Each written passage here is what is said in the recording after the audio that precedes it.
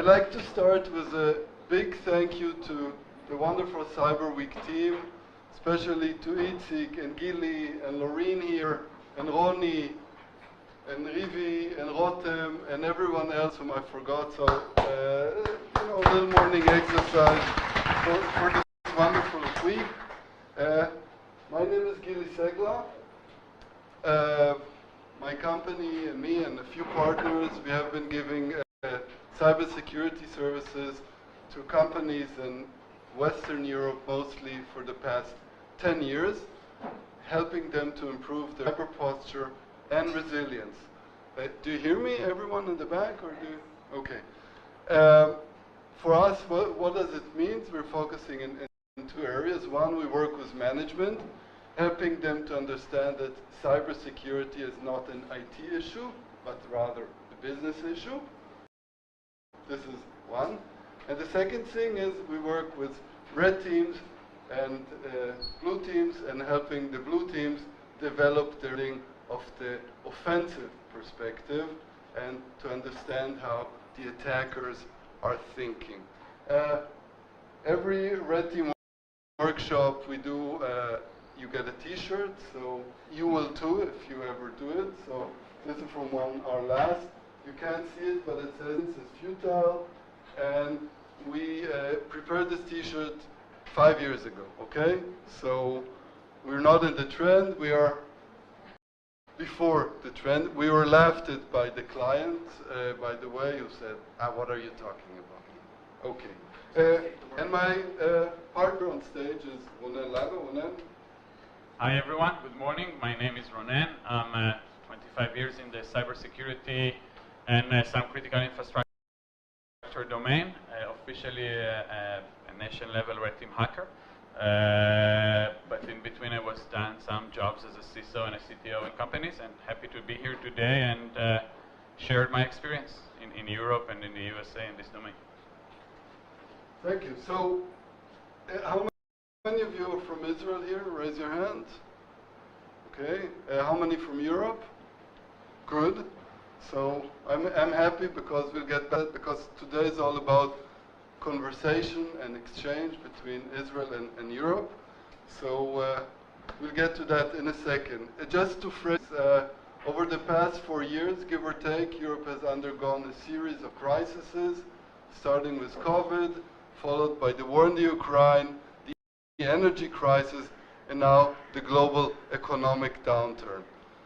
This in turn created pressure on companies and governments to make things more efficient, more digital, which in return, part of the results are an exponential, this graph rise in cybercrime and other cyber-related events. So this is stage one. Adding to that is, for the first time in 75 years, Western Europe is touching a war on the ground and an enemy which is part of the continent. And just to top this one, we have, for the first ever in the world, a cyber war, okay? In addition to the conventional war. Think about it. First ever. We're not thinking about it. And for 2023, at least for the first quarter, the number of cyber attacks outside of the Ukraine on Western European targets have more or less equaled the attacks that are happening on the Ukraine. Okay? So the war is an overflowing into Western Europe, again on the cyber area, and Europe, state level, is trying to do a series of things to make things more resilient. Again, everything from the defense side. So we see a lot of new regulation happening, like the NIS2 and a few other of those. Deployment is still to be deployed in a, I would say, within a 2 to 3 years time frame. So everything is happening really slow, and I would say there's a gap between the need and the actual situation. Adding to that is a huge shortage of IT people, cybersecurity personnel. There are 350,000 open jobs in the EU security professionals. And I would say that the shortage boils down to mainly know-how and the mindset. Mindset being a sense of urgency, which is, in my opinion, not there. And there is a lack of understanding of vision is Israel, who has been an ally of Europe. We're actually part of Europe in many frameworks. Eurovision Song Contest is not what I'm saying. Security agreements, economic agreements. Israel has suffered, I would say, from being attacked over years, so we have a lot of know-how on how the attacker thinks, the offensive mindset, how to deploy processes to remediate threats, and we're just around the corner. So if we do 1 + 1 = 3 and see how we can cooperate the white spots in Israel and Europe, I think there's a huge win-win for both sides. And this is what we're here to discuss. And this is a special format that we're deploying, which is more about conversation and rather than broadcast from stage. So today we will have 2 opening panels, one representing the European side, the other one the Israeli side. Then we'll go into an interactive panel where you are all welcome to ask questions, okay, and interact with the panel. We will then break out into round tables, each round table led by a domain or 2 domain experts, and the idea is to deep dive in an open conversation in 5 topics that are related to NIS2 and the priorities that the European Commission has. We will then do a short break in order to enable you to rest plus deepen the conversations, and then have a closing panel and closing remarks. Any questions so far? No. Any controversial comments that we can address throughout the day?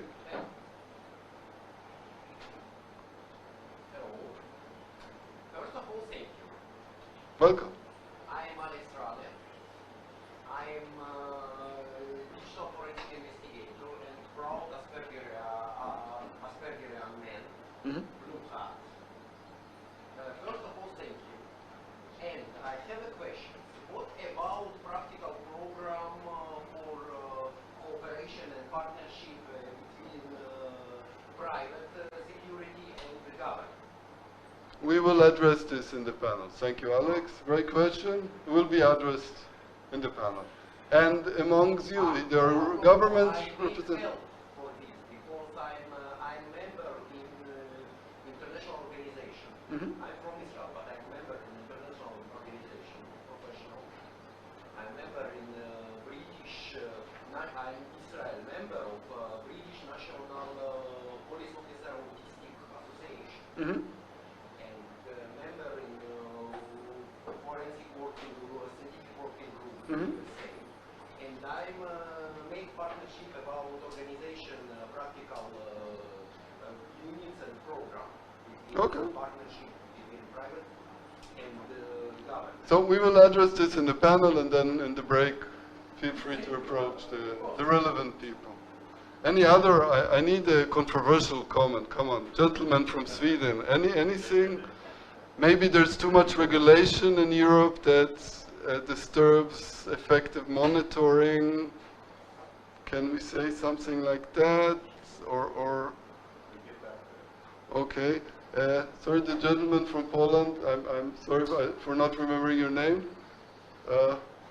Igal, the gentleman with glasses.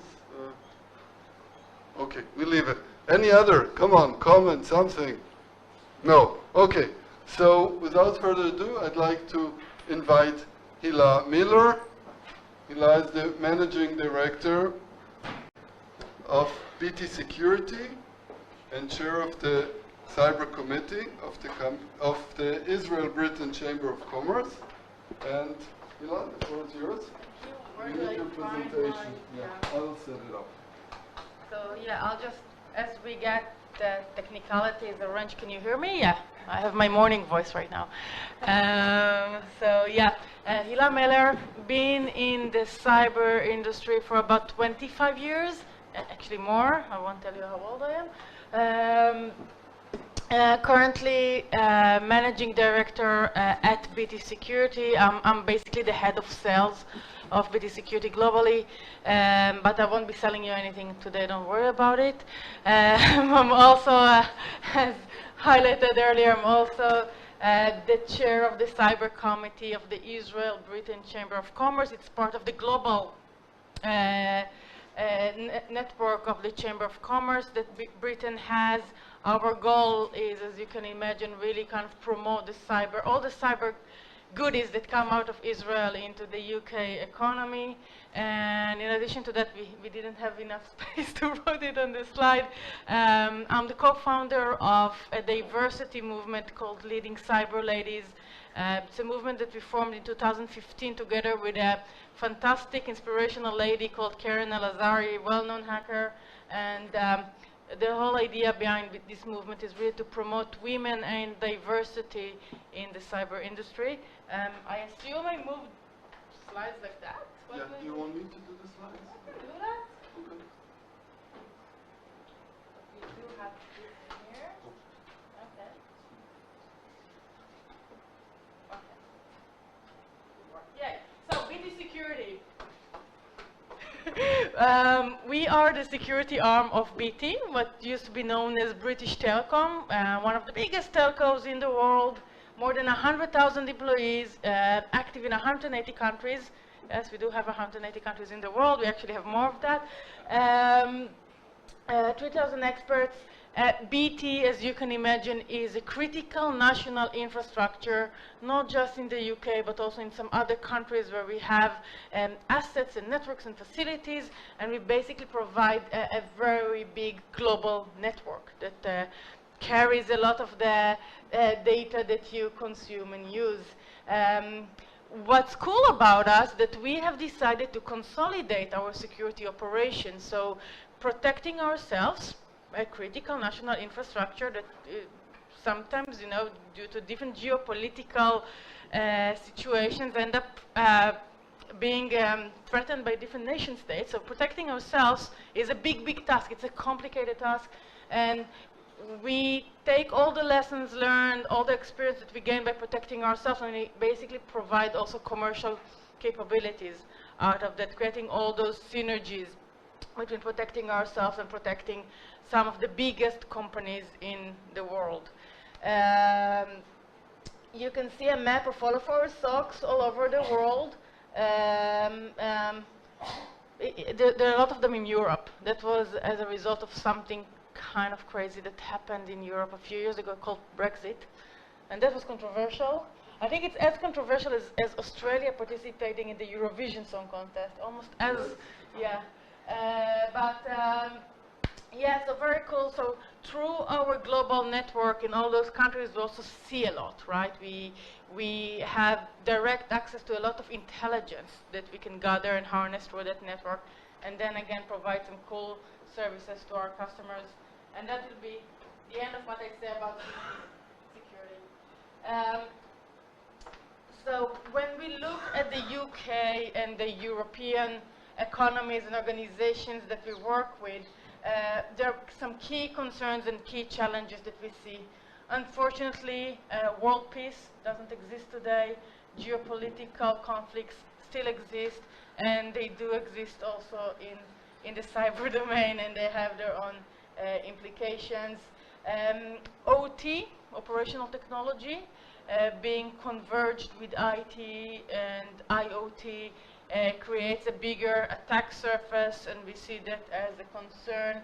Organizations are taking steps to address that, and also how organizations are now moving at a faster pace to the cloud, adopting a multi-cloud approach, which again increases the attack surface and exposes them to additional threats and attack vectors. Ransomware, we see that being on the rise. There are more ransomware attacks. They tend to be more sophisticated. And we also see a trend of double extortion taking place more and more. So it's not just about blocking data, it's also about leaking the data. So why, why harm those organizations once? We can do it twice. Automation, it's a great tool that we use clearly for defense reasons, but whatever we use for defense, you can bet that the adversaries will also use for malicious reasons. So that allows malicious organizations to basically operate at scale and carry sophisticated attacks at scale in a more kind of automated way.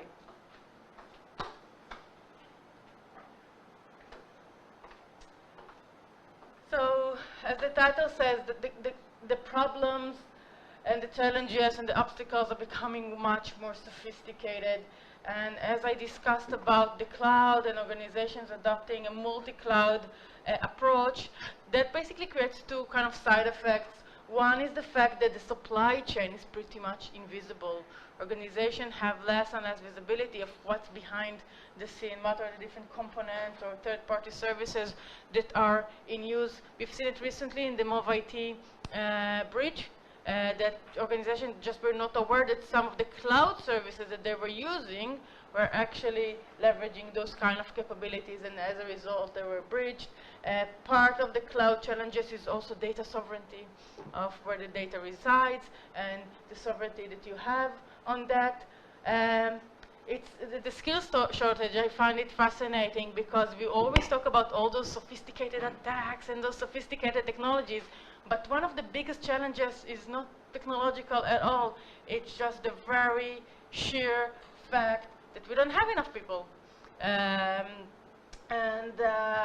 I can talk about that for hours because it also links to diversity and different types of diversity, also neurodiversity, not just gender diversity. Yeah, so really there's so much to do about the skills shortage and in that space.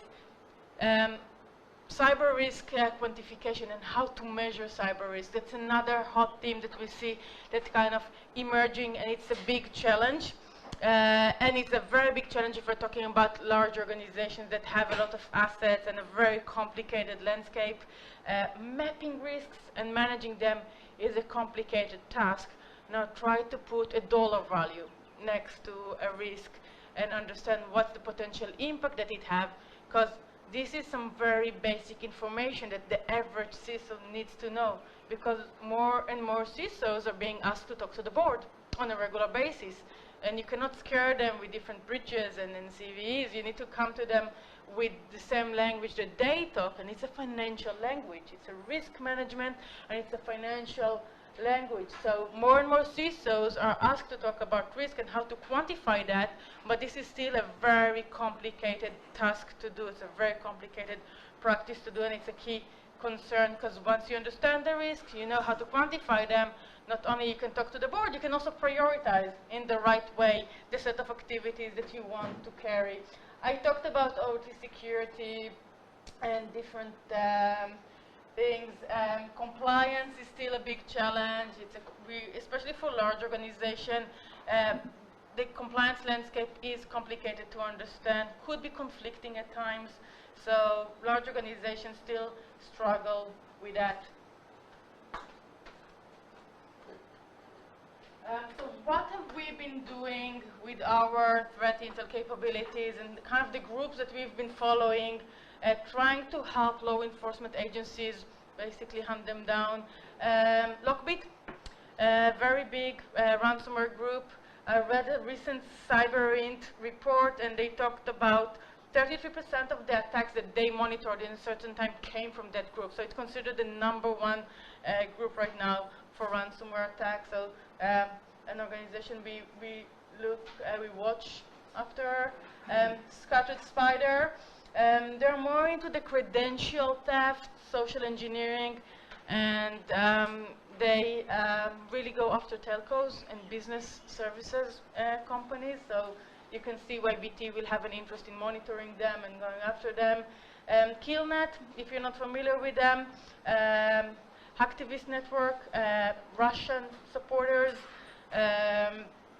we as a English headquartered company, UK headquartered company, we are not on that side of the conflict. So yeah, there's been some kind of a spin-off of Killnet. Now they have, how do they call, black skills and black they're now really spinning off and creating other groups that do pretty much the same thing. So yeah, different things that we monitor through our intel capabilities and our global network. So what? Yeah, no, it's fine. I'm done. That's the last one. Yeah, so we really believe that we need to collaborate with law enforcement agencies. This is just a small list of the organizations we work with: the Europol, Interpol, NCSC, NCA. I love what my marketing team wrote here because it actually looks like we are helping crime organizations or we actually fight them. Yeah, so I think it's a great way to kind of finish this. No, we do not help them. We help law enforcement agencies to go after them and fight them. Because again, it's a joint task, and it's a task that goes beyond borders and beyond boardrooms and meeting rooms of certain companies. It's a joint task for us to go after with the help of those organizations. So thank you for listening to me today. Should I introduce Igal, or will you do that? It's like I'm so honored that I get to speak before you. So it's your turn.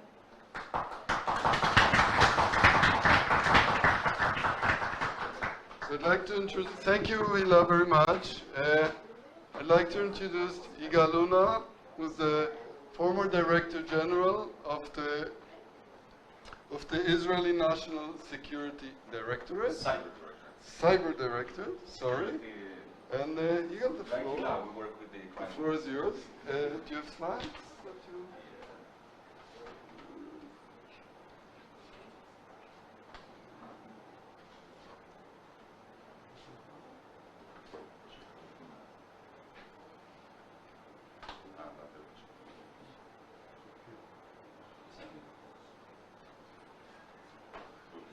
עשר דקות. כמו שתמילה, 10 דקות. Okay, thank you. We need to get closer to the action here. So good morning, everybody.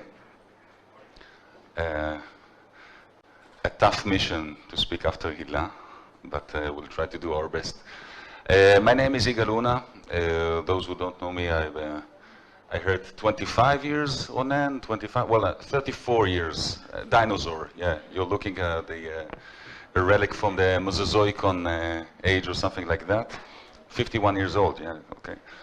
From the very beginning of what is now called cybersecurity. Most of the 34 years, which means 33 years, more or less, in the government service, national security. 29 years I didn't know the term defense. Much more fun, much more hair. But in the past 4 years, until January last year, I was Director General of this agency. Yes, we gave sponsorship to the conference. And since January last year, happy, retired cyber businessman. Also conducting a lot of business around Europe, and in that case, in that manner, we face a lot of concerns, let's describe it this way. So if we take a look at on a national level, and I specialize mostly in national level, that's what I've done 4 years as a Director General. Well, the Costa Rica was not the first case, but it was a big wake-up call of what can happen to states, to countries. In this case, immediately after the inauguration of the new president. It was a year plus ago, and they haven't recovered yet fully from what they've experienced there in the cyber attack. Slovakia, the same. I think one of the more troubling things here is we're getting into Europe is the Albanian case. I'm sure many of you are familiar, but those who not, it's a couple of months ago, the first time in history that diplomatic relations between countries were cut because of cyber attack. In this case, Edi Rama, the Prime Minister, accused Iran, rightfully. They, of course, deny. There's no smoking gun. And Albania, although it's a small country in southern Europe, they are a NATO member. So they call to invoke Article 5 of NATO. And that's not a joke. Here's me with him last week, by the way, in Tel Aviv, in a private visit. I consulted him and helped him in getting the approach to NATO. And at the end, NATO didn't get to invoke the Article 5. But a serious discussion was held, and I can tell you that the next times of accusing or attribution of cyber attack against one of NATO members will look probably different. And we're gonna face and gonna see, that's a forecast, in the coming year or two, a real and maybe actual invoking of the Article 5. For those who are NATO members, that's something that's worth considering. Yes, this is not the elephant in the room, it's all over the place. And what we see there, we can have a full conference just on that. But yes, we see for the first time the hybrid war era. It's not going to get backwards. Every conflict from now on, we're going to look, or we're going to start from this. This conflict is a starting point for any conflict. It can be China, Taiwan. God forbid, I hope not. It can be Israel-Iran. It can be Israel something else, probably Israel is something. But all the world, all the hackers of the world are watching what's going on there much more closely than you may think. And say, okay, if it's okay to wipe out civilian targets on a large volume, massive volume, if it's okay, well, it's okay because nobody's doing anything about it. It's a war. So yes, that will be like in poker. It will start there and the bets and the stakes will go higher. And that's why we need to take a closer look on what's going on there. If we talk about influence campaign, well, yes, it's not too much spoken of, unfortunately, but at least from a national cyber point of view, and that's what I've been practicing most of my life, we should pay more attention. This case is quite a nice case in the Israeli point of view. It's in Iran. Those who are not familiar, it's the Evin prison in Tehran. Notorious prison, holds political prisoners and a lot of atrocities. One day, August 2021, this is the actual inside camera that watches the control room, and you see all the screens in the control room turn into opposition messages. Iran from Iranians, free Iran, things like that. Immediately followed by a massive leakage of videos collected months earlier, of course, showing the atrocities in this prison. So those who have done this cyber attack, Iranian opposition, that's what they claim, didn't mean to collect intelligence, they didn't aim to have ransom or money, and they even didn't want to wipe or cause damage or destruction. They were looking for an impact, and the impact it was. Because since then, we see the chain of riots and instability and protests in Iran, also about other things, but this is one of the igniters of this protest. And again, it began with a cyber attack. Unfortunately, we see most of the attacks aiming at open liberal democratic societies, aka Europe, US, Israel, and other places. This is the poor Macedonians that needed to almost stop the elections in the middle because of a cyber attack that crippled down all the system, as holding a Guinness Book of Records of defending 4 elections in Israel in 2 years. The 5th one I was already free at home. I can tell you that each and every elections is like a world war, with new attack vectors, new threat actors, new things. You need to all the time to get better and to improve. And that brings us to what will be, or already is, the most critical infrastructure for us all, Europe, open liberal democratic societies, as we're struggling to keep this way of living. And the problem is, as I was responsible of protecting Israel's critical infrastructures, well, electricity turbine is easy to define and to have the perimeter. Watering, bank, it's all very physically even defined. How can exactly you can defend? What is the definition of the perimeter of democracy? So yes, in elections we have this system, this software, this kind of things, but it's much, much more. And the problem is that the other side can be terror groups, individuals, cybercrime groups, and of course, rogue countries, superpowers, I can think of two, that they are not digital as us, as Europe and others. They are not depending on public opinion as the other side. And they realize the asymmetry. They realize that there's a new equation, a David and Goliath, but upside down. We are the Goliaths. They are the malicious Davids. And they use the cyber slingshot in order to harm us. So we see undermining people's trust in political, democratic framework systems, in the financial systems, in governance, in healthcare, well, everything. And the trust issue, the undermining of trust, is much easier than think. You don't need to kill the electricity. You just need to take over one of the subunits and to blink some of the lights here. We are not paying attention to the electricity until it's off. Then we curse the mother of the electricity supplies, right? So just imagine blinking. This happens all around the globe, in democracies, in financial system, all the financial system based on psychology, on trust.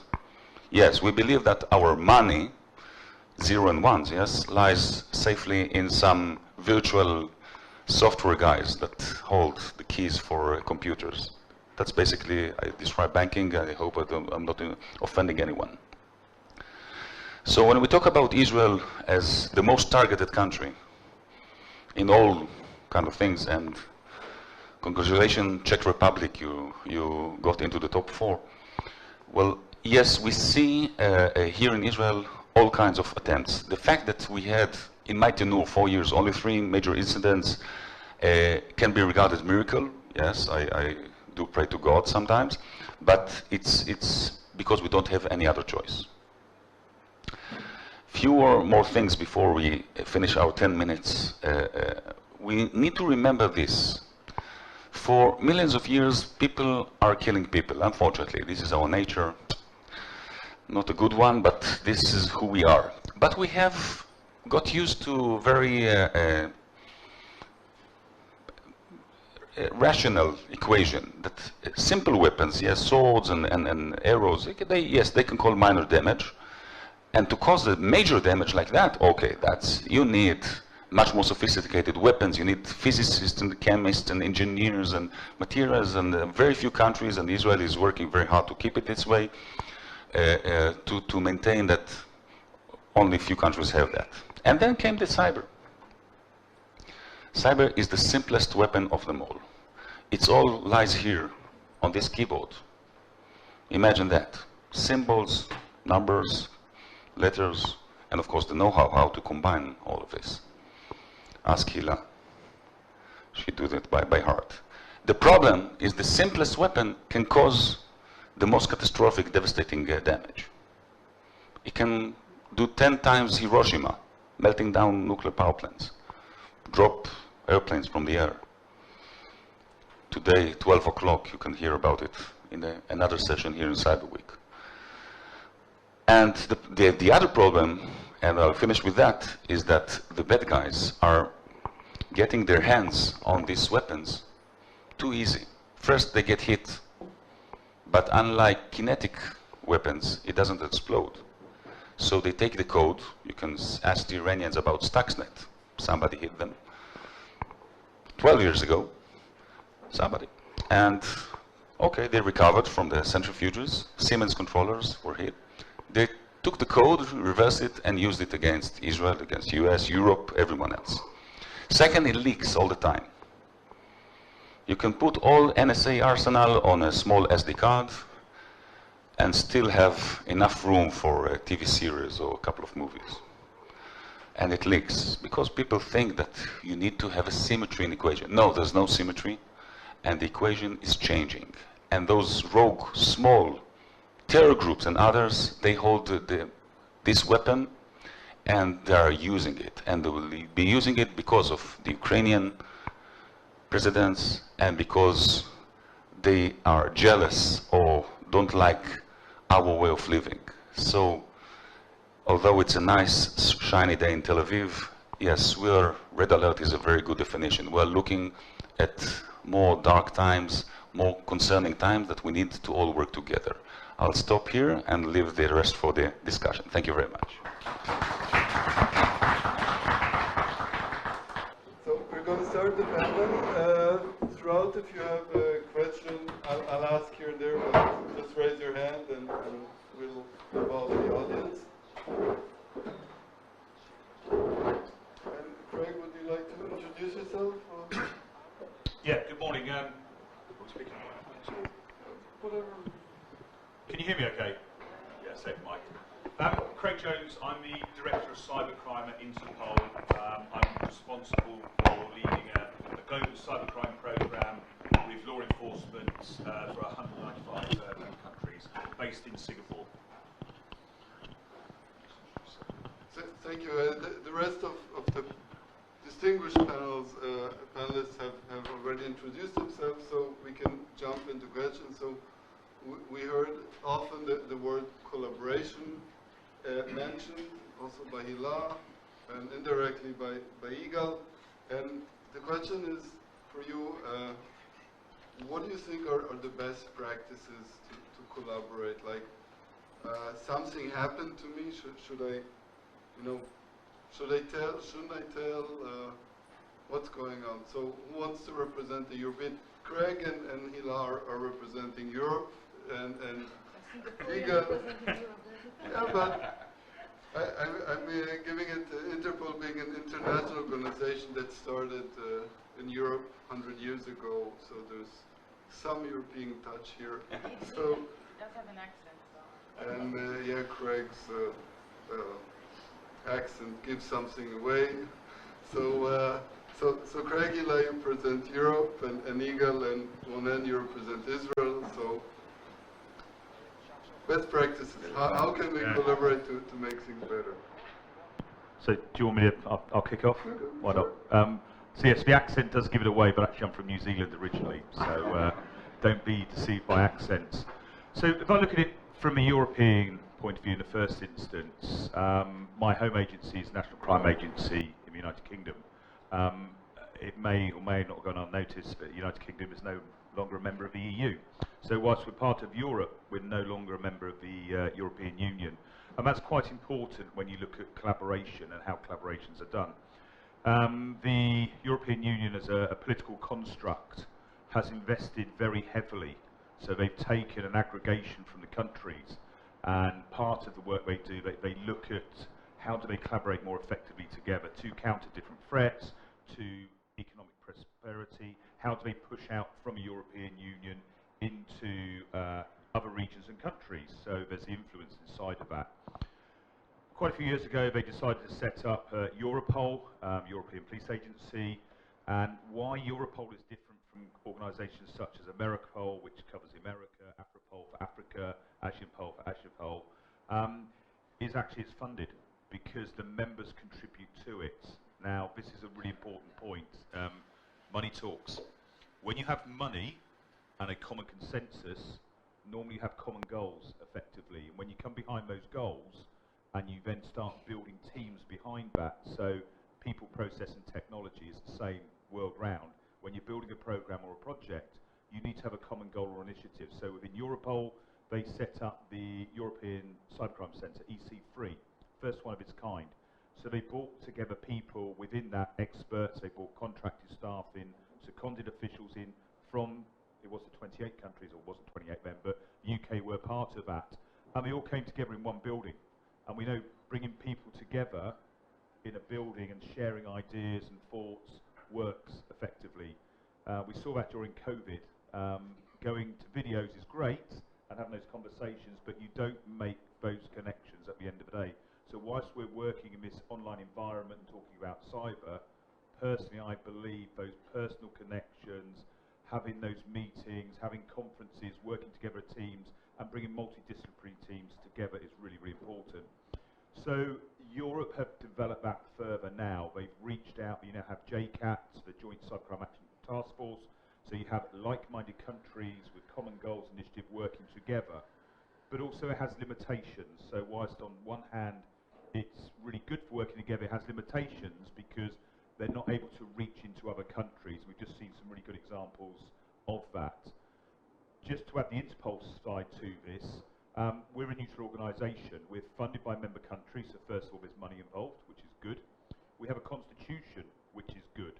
Over the last 3 years we've laid out text within the organisation to counter and combat cybercrime.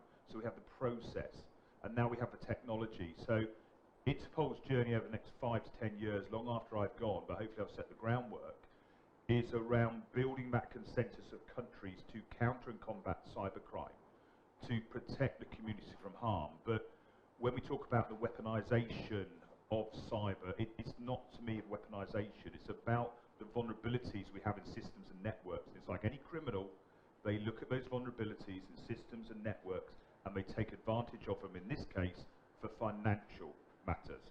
And in Europe, we're seeing Europe impacted massively because it's very digitalised, it's got a very heavy reliance on the internet, which, why wouldn't it? But what we haven't built into these layers yet is, I'm going to call safety by design. I'm not going to call it security by design. I'm not going to call it zero trust. It's safety by design, because that's what the role of policing is to make communities safer. So this is why it's all of our responsibilities. And I know it's spoken about yesterday and it's a continuing theme, but where does that sit? Who has the role and responsibility to protect the communities? It's not just down to the law enforcement, it's not just down to the governments, it is around the tech sector as well. And we've seen the US strategy stressing that, and I'm sure we'll talk about in a minute. So there's a few opening remarks from me. Thanks very much. Thank you. And just to add on top of that, because I think it's great to start from a law enforcement point of view, because that's actually where you want to start, but there's also a place for cross-industry collaboration. The best reference that I have is actually not from Europe, I apologize. It's an initiative that took place in Australia, the Clean Pipe initiative, which I really like. It's basically it's a combination of clearly law enforcement and governmental institutes, but also financial organizations and ISPs all collaborating together to fight cybercrime and really have an impact on society, on the communities, and help them live safer lives. So yes, it's about collaborating with law enforcement agencies clearly, but also allowing cross-industry collaboration and organizations that come from different verticals to work together against those adversaries. And, thank you. Eagle, Onan, would you like to give the Eagle. Israeli... Age before beauty. Yes, Look, there's a major problem in a market failure in how the world is getting to the problem. One example, look, the Interpol is a great organization, really. It gets all the police, law enforcement all around the globe and work very, very closely with most of them on a right angle. But it's not a cyber agency, it's a law enforcement based. The understanding of cybersecurity, excuse me if I'm saying, but the average understanding of law enforcement, I'm talking about the Israeli police, which is a little better than the others, is very low. And I was now exaggerating to not to shame too much. So this is one universe. In another parallel universe, you have all the cyber agencies. They are not law enforcement. I was Director General. We're kind of CDC, Control Disease Center. We're not apprehending anyone. We're not bringing to justice. This is not the mission of these agencies. The Cyber Week is a good opportunity to join all the peers, all the heads of cyber agencies. I inaugurated it in Cyber Week 4 years ago. The Global Cyber Cabinet, still going on, getting even more and more. This year, our Polish friend here can tell, like 30 heads and deputies from all around the globe. So yes, it's getting closer and very good format, but it's only cyber. So we have one universe dealing with cyber, close relations, data sharing, practices, everything. Another universe, law enforcement, and our main goal and mission, and I'm looking at you, Craig, is to have these universes meet and to find a right format that can join. And one example, ask anyone in your countries how many hackers sit in prison serving time on hacking violations, not other pedophile or other, on hacking. I can tell you in Israel there's one. The poor bastard messed with the Americans. They came over and threw the book at him. That's only one. The same relatively in all other countries. Why? Because it's a perfect crime. You can sit in one country and in your, not basement, why basement? On a swimming pool that you bought with the ransomware money that you got, and perpetrate in another country. Preferably non-extradition country. And this is the case in most of the countries, in most of the cases. Unless we have a different global format. And that's combining those two. So I'll just come back on that in a positive way. UK did their cyber strategy 5 years ago. One of the indicators on their strategy, key performance indicators, was how many cyber criminals are arrested in the UK. Pathetic. Never going to work. Law enforcement is judged quite often on the amount of arrests they do. That's the model we do. And that works in a local policing environment, because when someone kicks off on a Friday night or there's a burglary, the police come out, they're arrested, impact on the local community, policing of a local community. That's the model policing is set up still at this time. I mentioned the other day, when people say cybercrime is borderless, I scream, because exactly those points there is you cannot arrest the criminals. You can't. That's the bottom line to this at this moment in time. And I'm being very honest, very blunt, but that's the reality of this. When you look at the different universes colliding, that's what they're now starting to do. So as Interpol of 195 member countries, great. When you look at the Global Cybersecurity Council, there'll be 40 countries maybe of that. The counter-ransomware initiative has been started by the US, probably 40 countries involved in that. We are still missing huge chunks, and this comes into the norms piece around cyber, the work going on at the United Nations at the moment to do a new Global Cybercrime Convention. So quite often it's pushed back to law enforcement that this is a law enforcement problem. Actually, no, it's not. It's a society problem. And what we've created is tools and platforms, a bit like cars when they were first created didn't have a seatbelt on them because they didn't go very fast, they didn't need it. Same in cyber. When we first started in cyber, the premise was about being open and sharing, fantastic. As that's moved forward, the criminals have started being able to take advantage of those networks and systems. So again, this is where all those universes need to come together more effectively. Thank you, Greg. We have a question in the back. Michael? Yes. Go ahead. All right, so you mentioned that cybersecurity is not necessarily a law enforcement problem. We're starting to see a new trend now where CISOs are starting to get in trouble, like the CISO of Uber who lied about the SEC about a breach, or now the CISO of SolarWinds might be in deep trouble. And there was another one, a CISO from Aerodynamics or something who put like a whistleblower on his board. And things are actually starting to change. And the question is, do you think that's actually going to push the needle, and is that the right approach? I have a different thing from discussion. CISOs is your part. So, I'm the only CISO here? Yeah. So, yes, we definitely see that we need more and more, let's call it for a moment, help, okay?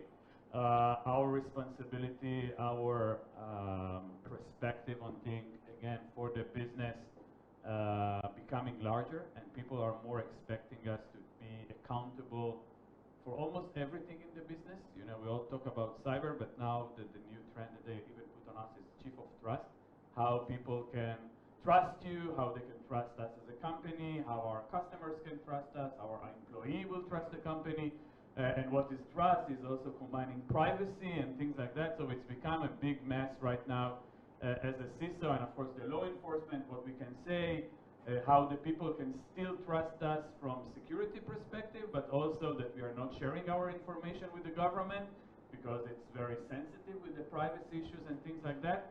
So yes, we are trying to kind of mingle between kind of those stuffs, and collaboration is definitely part of the issues. I will let Hila to answer, and then I have something else about collaboration that I think it's also relevant. No, I might have some, it's more like a philosophical answer, and I'm sorry about that. But it's actually, I heard Manny is here and he will be on stage very soon, and I heard him a few years ago talking, it was a fascinating presentation about the pace of change and how changes used to take longer in the past, and now things are completely changing around, and it takes months for the whole entire world to kind of change and adopt new technologies, and it's not enough time for us to adapt our own behaviors and policies and laws and law enforcement processes, and a lot of it is really related to just how things are changing so quickly around us, and us as a society and human beings psychologically as well. It's just not enough time for us to adjust and teach our children how to behave in a safer way, and then have policies and standards and laws. And so I think a lot of it is also related to that. So you will see us also adjusting along movement, and part of that is also how do we manage and you know, CISOs. That's also part of that. Any question from, sir? Just speak up, please. What's your name?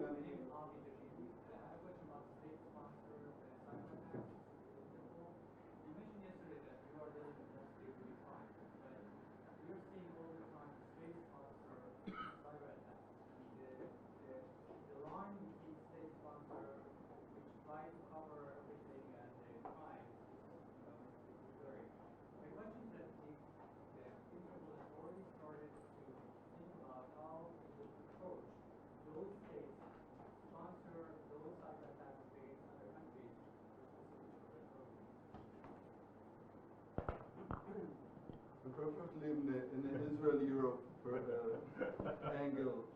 So thanks very much, great question. Article 3 of Interpol precludes us from doing anything that has a political, military, religious or racist basis to it. So our mandate's very, very clear. We can only deal with crime. There's a blurring of that line massively. So when we look at preventing, detecting, investigating or disrupting cybercrime, we work right across those four areas. In terms of prevention, it doesn't matter who the threat actor is. So in terms of the vulnerabilities that have been taken advantage of by any threat actor, we can talk about that in that space. So that's the way that I address that side of it. So they are taking advantage, any attack is taking advantage of a system or a network. So that doesn't matter who the threat actor is. When it comes to attribution, I like to be lawfully audacious. So we will work on any investigation or operation with a member country up until the point it is clearly attributed to a state or near state actor. At that point, Interpol will stop. We will say to the member country we're working with, there is clear attribution now to a state actor, and you can no longer use our tools and platforms. It's a bit like a number of our tools and platforms at the moment that we use. If there's sanctions between countries, and this is where it gets really tricky, if we're using some software, we've got to be really careful and mindful that if it's coming from one country and hosted and provided by one country, we can't use that into another country which is sanctioned. So we are a non-political neutral organisation, and compared to my previous world I used to work in, it makes my life a lot simpler but also a lot more complicated at times as well. So there is a very clear definition about what we can do. However, we can look at whatever the vulnerabilities are. When we see a major vulnerability or zero-day, we will share that with our member countries regardless of who they are effectively. But as soon as it comes into that state and sponsored side or near state actor, that's when we very much stop using our tools and platforms effectively. And I want to add something on that. I'm going to say something. It's me on my behalf, not on behalf of BT. Just a disclaimer. But I find it very frustrating, really, that we have commercial organizations, businesses, sometimes small businesses, that need to deal with nation states going after them, right? And Eagle compared like the physical world, the regular kind of warfare, traditional way. If a military was surrounding us, the university right now, like tanks were outside the building, we would have gotten military support, right? We will see choppers and there would be help coming along the way, but oftentimes you see commercial organizations, businesses just need to be, they're asked to be dealing with some very sophisticated attacks, nation-state sponsored attacks on their own. And in this sense, I think Israel is one of the very few countries that provide some level of support. And what Eagle did here in Israel, and the support that they gave during periods of attacks, I think it's very good, but it's also very special. Unfortunately, not many countries provide that level of support also to commercial and business organizations. Yeah. I want to take these things and the things that you have said before and looking at collaboration from different perspective. And it's mainly for Europe, by the way, guys, sorry guys. One of the things for me to collaborate is to learn from other people's mistakes, okay, or for what other people are doing. It's not just sharing the data or sharing the vulnerability, but actually understanding where they failed, why they failed, how they become better, and to get this knowledge, not exactly the specific vulnerability or the exploits type, but actually sharing the knowledge. You know, in many, many cases, me as a CISO, you know, I'm in a situation that all I need is kind of advice, that someone, it can be the government, it can be someone else from different country, that can actually help me, you know, and do this situation. And we do see it in different areas, like the European is kind of lagging behind. You know, if you see the investment, for example, in the EU, it's all about now, for example, I don't know, ransomware that Hila talked before, and phishing, which is amazing, but it's all news, guys, okay? Phishing is here for 10 years. America understand that last year the number of attacks on critical infrastructure is almost 10 times than it was before. And Europe, it looks like it's just now starting to talk about it, not sharing information with the US, for example, or with Israel that is dealing with this stuff for many, many years. They're kind of lags, they're dealing with the past, okay? Same things I can say for financial sector in Europe about the LLM model and ChatGPT that you all know. The main concern in Italy was GDPR and privacy, which is, guys, this is very important, it's amazing, but from cyber perspective, it's nothing, okay? We're doing frauds with LLM, deep fake situation that actually kill all of the trust of the financial service. All of the identification of people to the financial service is dead. By the way, all of the systems are not relevant with the LLM. And yes, it looks like we are fighting with privacy, but it's the history fight. And part of me of the collaboration, again, and this is also the Israel perspective, guys, let's look forward. Let's see what are the current battle. Let's learn from the current people that actually fight in the battle and leverage it to the next steps. Because putting millions now on I don't know, awareness of passwords, it's great until 2027 in Europe. It's not relevant anymore, sorry to say. And for me, I think it's also part of the collaboration, that taking it to the next level and actually how to share knowledge and not just information. So, thank you, dear panel.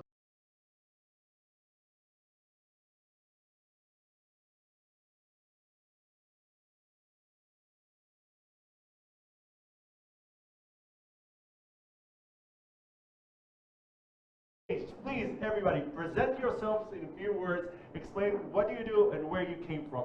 Okay? Yes. Okay. My name is Jörg Locker. I'm from Switzerland. Until last month, I was Group Chief Security Office for European Latin America for AXA Group. So it's insurance, hospital, whatsoever. Before, I was 10 years almost in Tokyo for Lehman Brothers. I worked for ABB in industry, robotic industry, and UBS. And now I'm retired. I'm in early retirement. I'm still healthy, never went to jail, so I'm pleased to be here. Hello, my name is Jaya Balu. I'm the Chief Security Officer for Rapid7.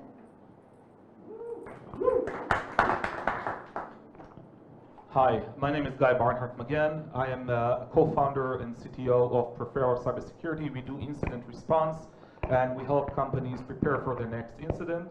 Incidentally, I'm a bit hoarse because I'm also the co-organizers of BSATs Tel Aviv across the street, so my apologies in advance. Franco Rafael, former Deputy Director General in Israel National Cyber Directorate, head of the Israeli Operation and Cybersecurity, right now co-founder in Cold Blue, and I made this t-shirt for today. Yay! I told you it's going to be amazing. Okay, guys, this is a discussion about Israel and Europe and how the two entities could collaborate, maybe learn from one another, the differences between the two sides, and maybe strategies, a point of view. And this is what I want to start and tackle. And my first question is for our guests from abroad. You came to Israel. This is definitely not your first time. I know it's your second time, I think, right? Is it your first time? No, 3 times. 3 times, okay. I want to know, what did you, when you came here, what did you notice which was different in Israel compared to Europe or where you came from? What was in our cybersecurity world, and in general, you can talk about whatever you want.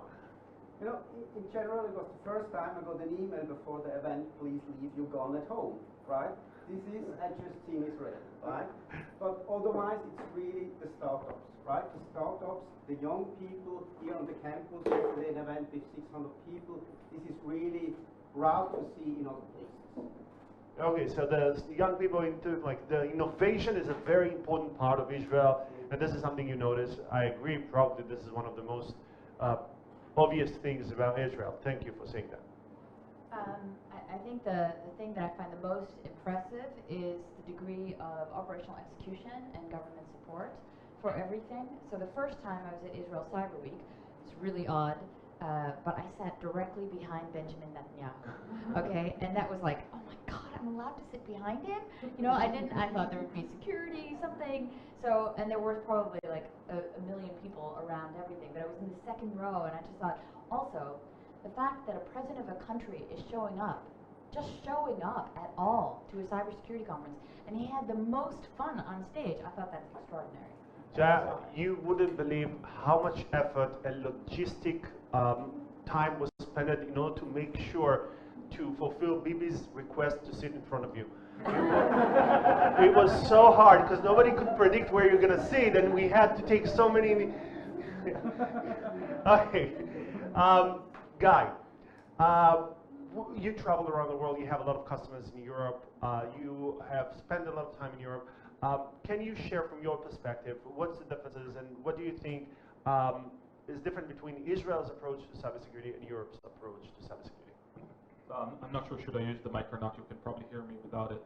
Some of the big differences that we see between, I don't know, the Israeli market, US market, and the European market. European, not to hurt any feelings, but are lacking in preparedness. So a lot of companies in the US got the wake-up call a couple of years ago, even before COVID, the ransomware task force, the effort from the administration, etc. And European people are not there yet. And what we see is that even though some industries took the opportunity to prepare, a lot of others, like retail, hospitality, other customers are kind of not aware that this is going to hit them. And as ransomware effort and attack group efforts shift from the United States to Europe, this has become more and more apparent. Tactics shift, people being targeted are shifting, and there are a lot of issues to face in Europe. Perfect. Rafael, you manage many crisis situations. Your main job is managing crisis for organizations. You manage many crisis situations in Israel and outside of Israel, in Europe as well. What is the difference in the experience working with Israeli companies when managing crisis compared to European companies when managing crisis? Okay, so I think the main changes is the Israeli are always trying to make an alternative and try to improvise, and the European company are follow the regulation. So when you are managing crisis for big company in Europe, they really don't understand they are facing against hackers. They are trying to follow the regulation, what to do now, what to do now. And when you start to manage the crisis, you tell them we need to keep the reputation, not to follow the regulation. So I think this is the most important and the difference between Israel to Europe. Okay, cool. Okay, Jörg, this is how I pronounce your name? York, yes. York. Yeah, that's correct. York, like New York. Correct. But you're the original York. Okay, so York. From your point of view, when talking about the relationship between maybe the civilian sector, the business sector, and the government sector, how both work together. And I think Jaya talked about that, or maybe you talked about that there is like a closer relationship, I don't remember who said it. But what would you take from Europe and implement in Israel, and what would you take from Israel and implement in Europe with regards to the way the business sector and the governmental sector work together? You know, I'm coming from Fortune 500 company, right? Where I have contact with the government sector, it's where I need to inform the regulators when I had breach, right? Mm-hmm. So on that side, I do not have really the experience between the government and the industry. It's really coming, I just have touch point once I have an incident. So in those cases where you contacted, you were in a situation where you had to contact the regulators, notify them about a breach. Did you feel that you get support from the government, that the government helped you, or was it just like a technical process of you notify them and then you become suddenly the one to blame? This is a good question, right? So basically it's more you need to notify, right? Where in Israel, I think you're one of the few countries, or maybe I can ask the audience, here you have a telephone number for private citizens, 119. So you have a private problem in cyber. There is 24 hours, 7 days, somebody picking up your phone and helps you, assists you if your private website is defaced, whatever. So maybe to the audience, somebody else in his home country has a 3-digit, like you call the firefighters, you call the police, you call the ambulance. You call them, you have a cyber problem. All the Israelis here, if you're from Israel, please raise your hand. How many of you are familiar with 119?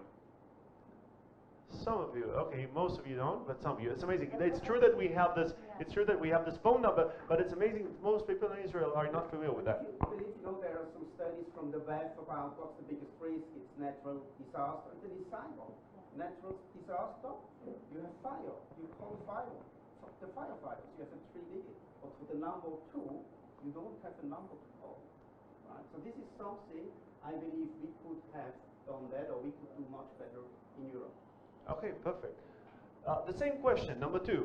Jaya, what do you think about the collaboration between the private sector, business sector, and the governmental sector? Well, so I think I have a different perspective because I used to be CISO of KPN, which is a telco, critical infrastructure in the Netherlands for 7 years. And we have multiple regulatory oversight things. And I have to be honest, it sucks, okay? It really limits the kinds of things that you know you can do technically from what you're allowed to do organizationally.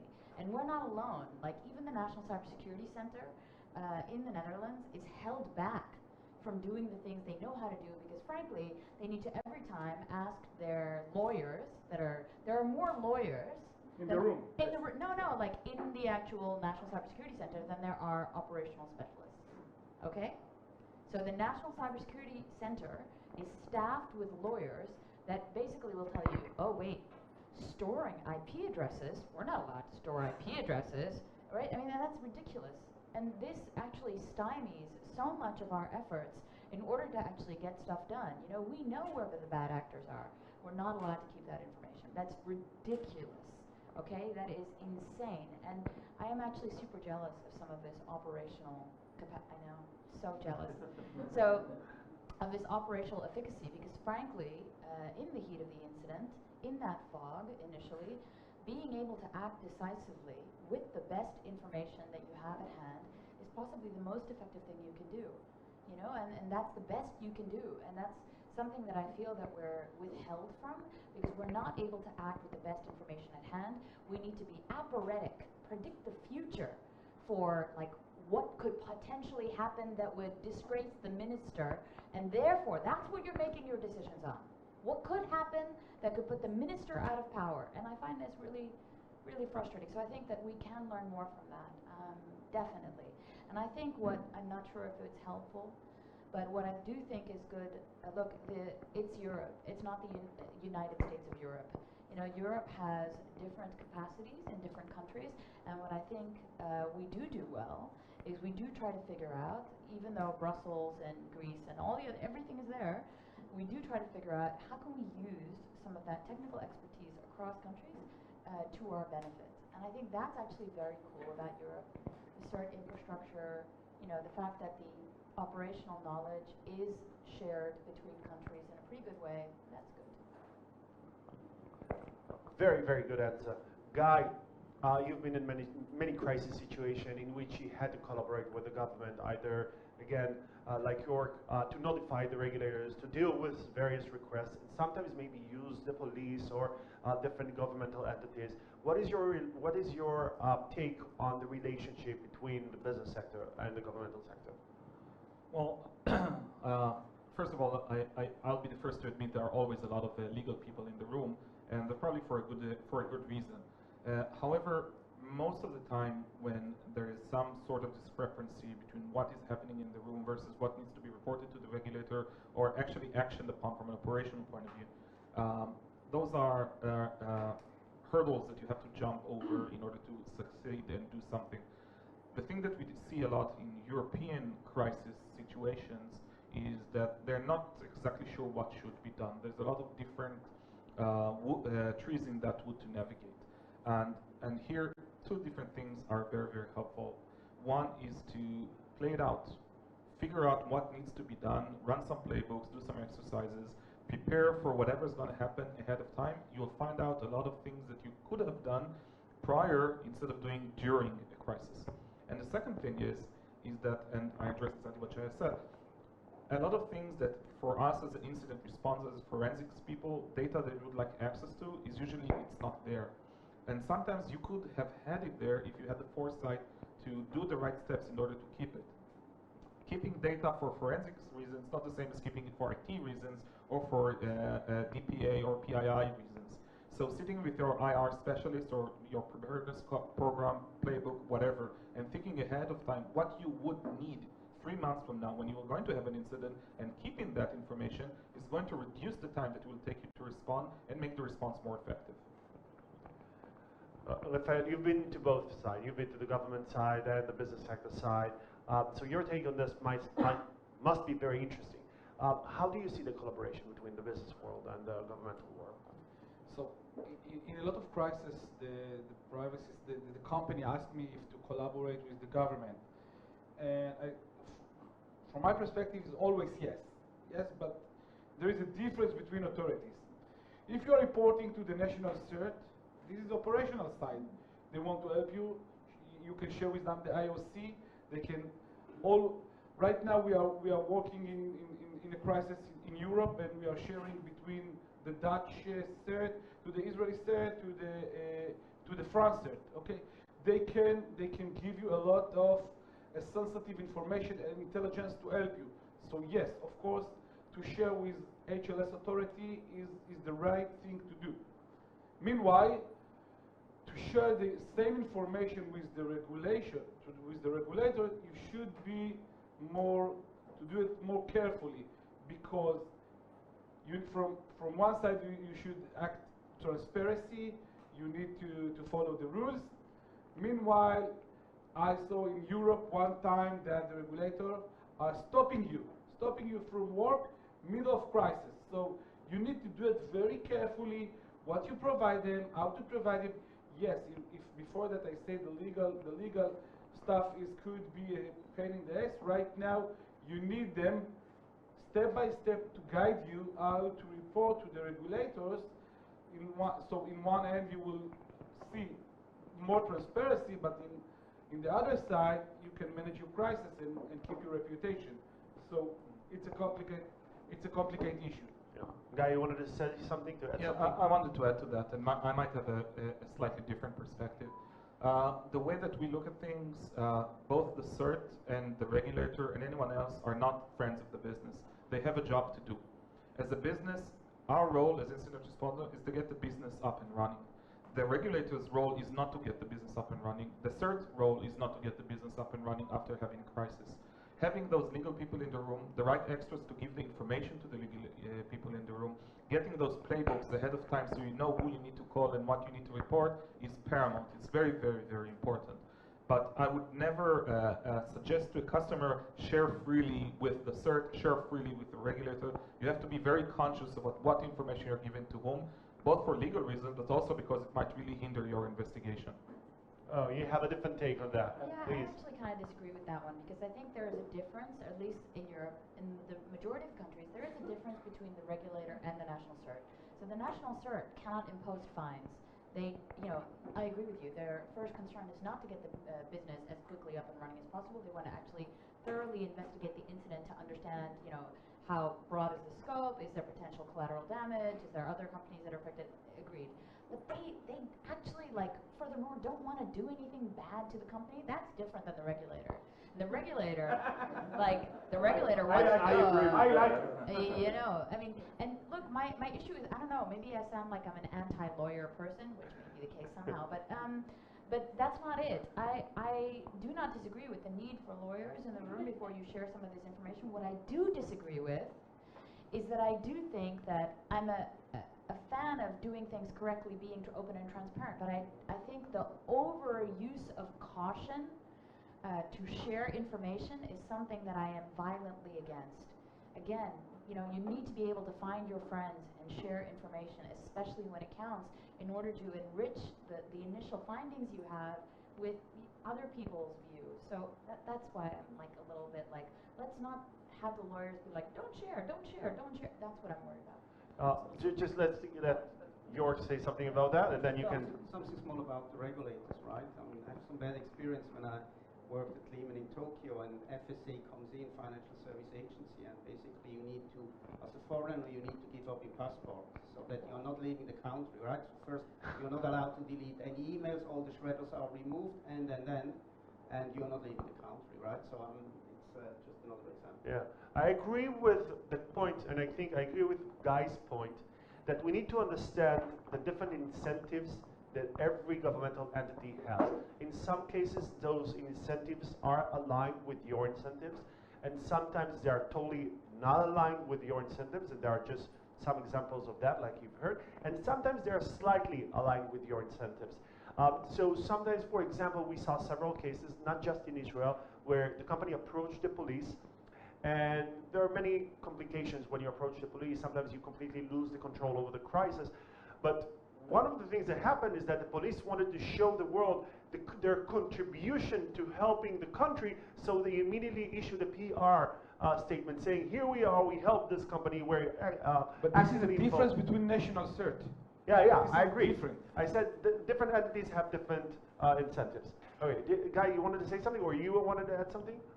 So I'll clarify something. I think regulators are good. I don't think they're evil. But I think that sharing information to the regulators ahead of time without clarity and without any kind of playbook, what needs to be shared to whom, is going to be hurtful to a company over time. The same is true for the CERT. Some CERTs are very, very helpful and are very discreet in a sense. Some are not very discreet. So we've seen instances where CERTs issued the notifications to the public consuming reports from the CERT, having privileged information in those reports that was not approved for consumption for the general public, hurting ongoing investigations.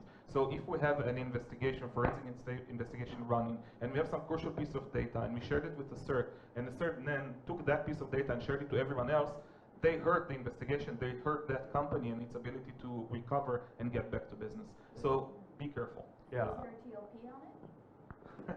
Yes, there was a TLP on it. It was actually a TLP Amber, which should have been strict, don't tell anyone without permission, which obviously said it probably goes into a PR and frontline news. So I want to open it up for questions from the audience, but just before that, I want to say something, because we touched, I think, a very important topic, which is the topic of knowledge sharing and information sharing. And as an industry, to some extent, we have failed. we have failed to share information about crisis situation. We know that. If you go to a CISO, and I'm sure if you ask Jaya, or each and every one of those people in this room, though, those crisis management and incident response companies are more of a knowledge sharing system. But if you would ask a CISO, if they have been through a crisis situation, usually they would say, yeah, we had more than one. And then you would ask them, if there is another CISO going through the same situation that you went through, could you help them? And they would say, yeah, we have so much information and knowledge to give them if they're going to go through the same crisis that we went through. And then you ask them, okay, how do you share this information? How do you transfer this information to those other people? And they say there is no way to do that. So as an industry, we are very good in sharing information about methodologies, architecture, solutions, and stuff like that. But when talking about crisis situation, those things that sometimes companies are embarrassed of, and sometimes they want to keep their cards close to their chest, it seems like we're not very good in sharing this information. And when talking about knowledge sharing, we have to differentiate between information about the past, the present, and the future. So, and it goes from the hardest to the easiest. So information about the future is the easiest information to share, and we see that all the time. This is trends. We see new attack groups emerging. We see new type of attack scenario happening. So we always share information about the future. This is very, very easy. And then there is information about the present. This is, you heard, there are some complications. This is the IOC. It's happening right now. We need right now to patch the system. We need right now to update our security systems. This is happening right now in our systems. You should check in your systems. This is harder to share because the tech people want to share, the business people, the legal people usually would not want to share this, so not to reveal that the organization is under attack. But we are becoming slowly and slowly better with that, with those national asserts that can share this information anonymously and other solutions. And then there is the hardest type of information to share, which is information about the past. This is where, after the organization got hacked, to share information about what happened, how did it happen, why didn't we stop that? What did we learn from this attack? How other organizations could deal with this type of attack if this would happen to them? And usually it's rare that companies will share this information unless the crisis became very, very, very public, and then they want to try and improve their reputation by showing their level of expertise. But in most cases, most of the crises, usually this information lost. We don't get access to this information, and this is a big problem, and I think you touched that in many ways, and I think this is an important topic. Let's open it up for questions from the audience. Yes, please. Two comments. First question is, companies you're not sharing because you're afraid of conflict of interest. It's cybersecurity failure, it's some sort of vulnerabilities. So I'm not sure that you're going to share in the future too. We had a case in Israel 2 years ago that a company was backed and they refused the government and Shabbat to come in and see what happens. The Shabbat, they were forced to come in and to basically confiscate their server client by yourself. But the thing is that I think that my main comment is that in Israel we don't have cybersecurity law. We don't have cyber law. The cyber law has been stopped for the last 3-4 years because we have a government and we have become so much political. We have for critical infrastructure. What is that, Dave? We have for critical infrastructure. Yeah, of course. For critical infrastructure, that doesn't include even the health infrastructure. Okay? When we had that in the hospital in Yafa, we found that actually health issues in Israel is not being covered by the critical infrastructure. So my main question for you is that how you guys deal with that? Do you have the laws that are enforced? How we can talk about regulators and private companies if we don't have the law in Israel to enforce it? That's the main issue. So from a European perspective, we do have cybersecurity laws. They differ depending on which country you're in. So there's no harmonized European cyber law with the exception of the NIS directives. There are like always national legislation that might supersede it. And they will be harmonized eventually, right? We have an NIS 2 coming out. But those are really like best practice guidelines for what you need to have ready. They don't actually dictate what type of information sharing you do, except at a very basic level. You know, there's something I want to say, like many pointed out, like why is it that we don't share enough? Well, I think, you know, to a certain extent you can share. You can share IOCs when you have them. They're ephemeral sometimes. They're not always good. You can share TTPs, which are better than IOCs because you have tools, tactics, and procedures that you can do. And I do think like the goal is to learn not just from your own incidents, but from other people's as well. So that's why mandatory disclosure is supposed to be there, not just to name and shame. You know, mandatory disclosure is there so that you actually try to learn from other people's experiences and then try to do something on your own. I just don't know if it always works. It's kind of like, do you guys have kids? Some of you have children. You know how much advice that you get from other parents? Like, my son, my daughter, my blah, blah, blah. But if you have teenage children, you'll know that all that advice is meaningless and completely irrelevant to your own situation, even though you may have a child of exactly the same age, blah, blah, blah, blah, blah. So I think that sometimes cybersecurity works in the same regard, that there are instances that happen elsewhere that don't necessarily have a similar bearing to your own position of cybersecurity within your own company. So the question is, how can we distill from IOCs, TTPs, and these lessons learned a reasonable level of practice that you can actually implement and do something with? And I think that's where regulators are struggling. That's why they're confiscating servers. That's why they're like going to one extreme, because they don't know how to achieve tangible results from the other.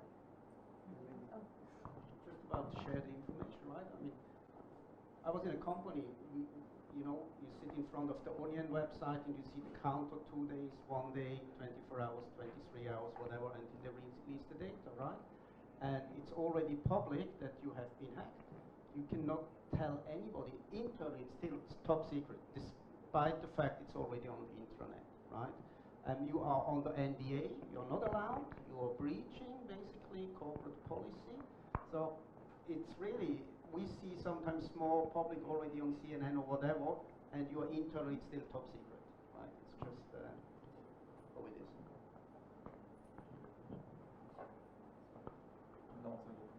I think Israel is a good in operation. Europe is good in regulation. So we need to take the policy and part of the regulation from Europe and to learn and to be modesty. And of course, we should share our operational knowledge, our spirit of innovation, how to create startups, how to create operation sites. So I think if you ask me what would be the benefit for two sides, is to take some of the regulation and to share part of the operation with the European side. So this is my mindful. I know we're almost out of time, so I'll be very, very brief. From our own perspective, we see this issue all the time. As we handle incidents for a lot of different companies, we actually are a knowledge base. We have that knowledge, we have no way to share that knowledge. So even if we go and want to do a webinar or a playbook or something, a training for a company saying, look, we learned this elsewhere from someone else, we're not going to disclose who we learned this from, but want to share this information with you. And even though we can do some of that, there is a bigger issue, which we haven't touched at all about this, which is the cyber skills shortage. I can take all of the data, all of the knowledge that we have, and go and sit with a company, and most chances that the people on the other side of the Zoom will not be able to use that data or knowledge because it's not applicable to anything that they do on their end. So it's not only a question about how to share that knowledge, but also a question of who are you going to share that knowledge to. Okay, perfect. Listen, I told you it's going to be an amazing panel because we had an amazing people, so it was easy to guess. But it's almost done. What I want you to do now, with one sentence, probably one recommendation or one take about the future that you want to tell the audience, or whatever your personal message, one sentence, whatever you want, just to conclude this this amazing panel discussion. As we just heard, there is less regulation in Israel, more operational. So I'm really fascinated what we did in the past with Israeli company on cyber intelligence. You would like to know if a passport file is on sale in the dark web, right? And maybe you want to buy it to see if the password actually belongs to your company. You cannot do it in Central Europe. You cannot go to your purchase department, make a purchase order and buy this file. If you work with Israeli company, easy. You sleep much better. And they monitor, they infiltrate, they know if your corporate data are available to buy or not. I just want to say Toda. Thank Wow. you so much for letting me be here. I think what we need is more of this. I think we need more cooperation and more ability to share best practices and understand how we can best learn from each other. It was a pleasure. Thank you. Thank you. So, thank you. And also on the note of knowledge sharing, personally, just reach out. I'm over here. Come ask questions. I'll be happy to help anyone about anything. And probably it's a very common piece of advice, but use multi-factor authentication. It's the #1 thing going to stop problems in your future. Thank you. From my perspective, leave the ecosystem and put the ecosystem between the countries. Thank you. Very, very good. Guys, thank you so much. Thank you, Gili Segla, for organizing this amazing panel. Thank you for our amazing panelists. Have a wonderful day. The conference obviously is keeping on going. I'm not sure what we have now. Closing remarks. Oh, we have closing remarks, which is the most exciting part of the day, by the amazing no other than Gili Segla. And Ronen, not Segla.